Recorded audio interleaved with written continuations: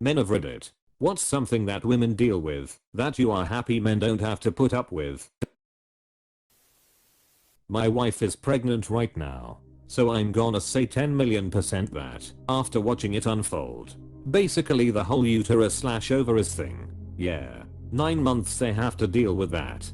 Then there's all the time afterwards until things get back to normal. Or at least as close to normal as it's going to be from then on. Outside of that, there's 5 days a month they have to deal with that whole menstruation nightmare. Will gladly deal with balls sticking to my leg on a hot day than all that. Laughs, cries, in PCOS. Periods. Man. My girlfriend's basically shuts down the first day and a half. And by shuts down, I mean the pain is so bad that she just lies down and curls up. I found a few ways to make it more bearable for her through trial and error. But damn. Once every few weeks and you can't really stop, it just sucks. Same here, man. It's heartbreaking to watch knowing literally nothing I can do will help. The only thing that helps is heat for her, and all I can do is run baths and warm up the little beanbag thing in the microwave. Even that only provides minimal relief in between the waves of cramping. Blood sloughing out of me when I cough or sneeze. Yeah, that feels super weird when it happens. Like birthing a jellyfish. LMAO, I'm uncomfortable with the accuracy of your words. As periods were already mentioned, giving birth. My sister had a healthy little girl last December while she was in her bed, and before everything started, a woman in the other room was giving birth. My sister recorded her screams on her phone. They were so loud that her and her husband could barely talk to each other, and sent them to my mom. Like, oh my god. Is it going to be this bad? It's her first child. Those screams. This is what I feel a snuff film sounds like. The kind of screams that lose any human trace. Just sheer pain and agony. Thank god I don't have to do that to become a father. When I was in labor with my second baby, there was one point where my pushing noise crescendoed into a scream and I just started crying. My nurse said, honey, save your lovely energy for pushing your baby out, not for screaming. And I was like, F excuse me, and my partner was like, damn. My sister told me as much. The nurses were pretty damn jaded and said the most outlandish s during labor. Endometriosis. It essentially cripples my daughter 2 weeks out of every month. There are actually some really good medications for endometriosis treatment. I used to have it really bad, and then I started Dinogest, and it has made my life a million times better. Hi Endo sister, what does it do? Not who you replied to, but I also take Dinogest, and it's changed my life. It's a synthetic progesterone. A daily pill, and you take it continuously, so you never ovulate and never menstruate. I'm unlucky enough to have endo pain even without periods, but taking Dinogest, Vicin, has slowed the spread of disease, limited the damage, and let me go longer between surgeries. It has reduced the general inflammation and pain that I live with day to day. I love it. Yes. Took it for 5 years. It puts you in artificial menopause. Got osteoporosis at 29 due to the pill. Be careful. Take a bean density test. Many difficulties to pee in wild. We changed my life for camping and fishing. I've always been scared squatting in the dark and worried bugs will crawl on my hoo-ha. Pregnancy. Menstruation. I just finally stopped taking my before Christ pills for good a couple days ago. Been on them since I was 14 because of my terrible freaking cramps. And now I'm just sick of it and how it fucks up my mood. I'm so done. I'll just stick to the ibuprofen once a month. Before Christ pills, what are these? BCACA birth control. Bears. I thought bears were interested in men. Only gay bears. And even then they are all on Wall Street. Wheat Hollywood disagrees with you.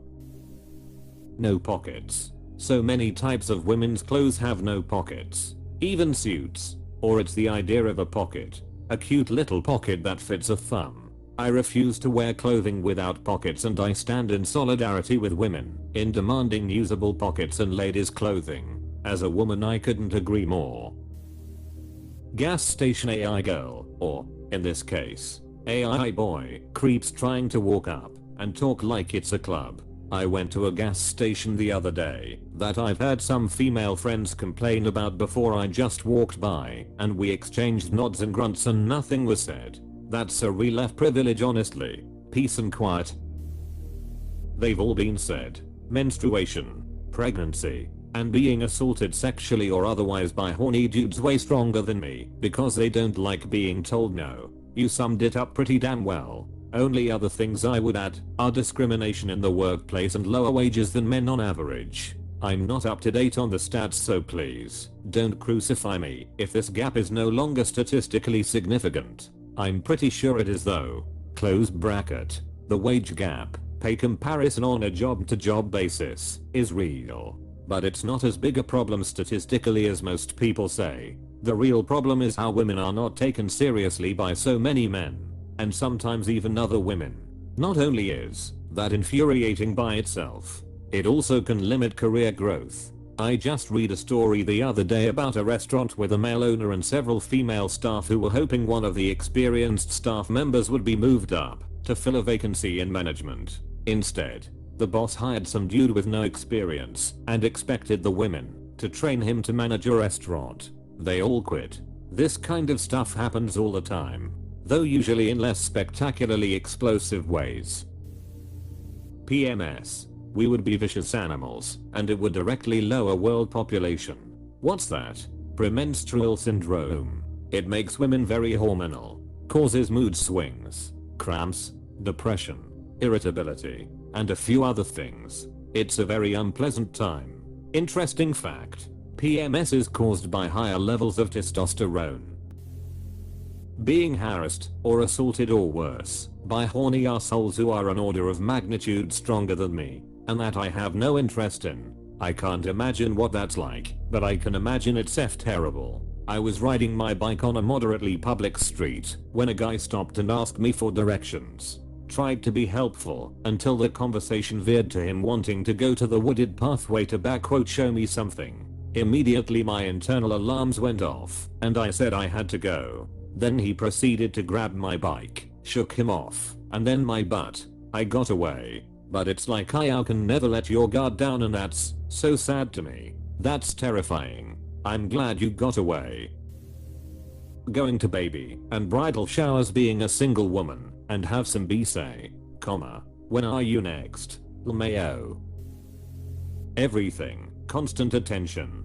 Having genitals that require their own aisle in the supermarket or drugstore in terms of tampons, pads, cups, liners, washes, douches, adult diapers, vibrators, lubes, anti-itch creams, antifungal medications, hot flash pills, etc., etc., etc., etc., etc., etc. Childbirth being a hugely traumatic event, and the alternative is 5 days of bleeding and crippling greasy-faced pain. Constantly having to worry about being raped. No thanks. Honestly disappointed they don't put the candy/chocolate aisle next to the tampon aisle and the wine aisle. People wanting to sleep with you. I suspected one person had a crush on me and I'd freaked out. I'm married. Happily. I can't imagine walking around and people just wanting to be my friend for sexual reasons. If you're an average looking girl, people will hit on you. Waiters, coworkers, retail staff, acquaintances, etc. That's my least favorite thing about this female experience. Can't trust anyone because I need to suspect them of sleazy intentions. Invulnerable if I don't. It can be really isolating. Deepics. Speak for yourself, pal. LMAO fair. Whenever a guy's nice, even if he isn't overdoing it, having to question if he is genuine or not. I'm not talking about someone who does not trust anybody or someone who is naive. The average woman has heard so much bullshit that they should know 83% of charm is an illusion, which they have to guard themselves and could lose a good one because of that. And men have the opposite. Regular guys are going about trying to come off as harassing or offensive, and women end up thinking they aren't interested. The proper creeps have just got everyone on edge and makes life so much harder than it needs to be. Periods. Pregnancy and bras. Us. This is the most underrated comment. MacUpen clothes. The pressure is on women to look a certain way all the time. I'm so glad I can look like a schlub and nobody will say a word. This should be higher up tbh. Just kind of being famous in public. It's noticeable to me in say a train station that when a woman of moderate attractiveness walks through there's probably at least a dozen eyes on her. I would be uncomfortable with that continual amount of attention. Internet creeps. Just creeps in general. Really? Was gonna comment this exact comment word for word. Then clicked on the one reply and you did it for me. Pregnancy. Busybodies who want to control their reproduction. The eldritch cabal of warlocks who control women's fashion. Menstruation. Honor killings and other super shitty things in the places around the world that are still stuck in the bad old days. Bruising really easily without even having to be sick or anything. Menstruation pink tax pregnancy. Menopause. Men have an equivalent called andropause. I'm not an expert, but I imagine that both suck. For me the scariest part is that lower levels of estrogen or testosterone can lead to more fragile bones. Pregnancy. It's like the plot of Alien come to life. My wife's looking forward to it. Can't wrap my head around that, but am very grateful. I love being pregnant so much I'm currently a surrogate lol. Safety and harassment. This is a big one. Most women will tell you that the catcalling started around the age of 12 and it never quits. Imagine spending your whole life knowing any time you walk your dog or carry your laundry basket from your car to the laundromat there's a high chance strange men will yell obscenities at you. We hate it. Also, tip for men reading, if you're ever walking down a quiet street, especially any time after the sun starts setting, and there's a solo woman walking the same direction ahead of you, go to the other side of the street. She's going to be on edge from the moment she knows there's someone behind her and she's alone. It's not your fault, but it's a simple thing you can do to help someone not feel so scared. Disturbingly, pretty much every woman will also tell you by far the highest concentration of harassment / catcalling happens when you're 12 to 18 or so, then tapers off. So many F creeps out there looking for an easy target. I got followed, harassed, and groped so often when I was younger. I'm 32 now and still get bothered pretty frequently, but the difference is literally night and day from when I was younger. It's disgusting. Constantly being hit on by strangers. Maybe that's just me. Maybe some guys get that. Getting hit on by every drunken slob at a bar.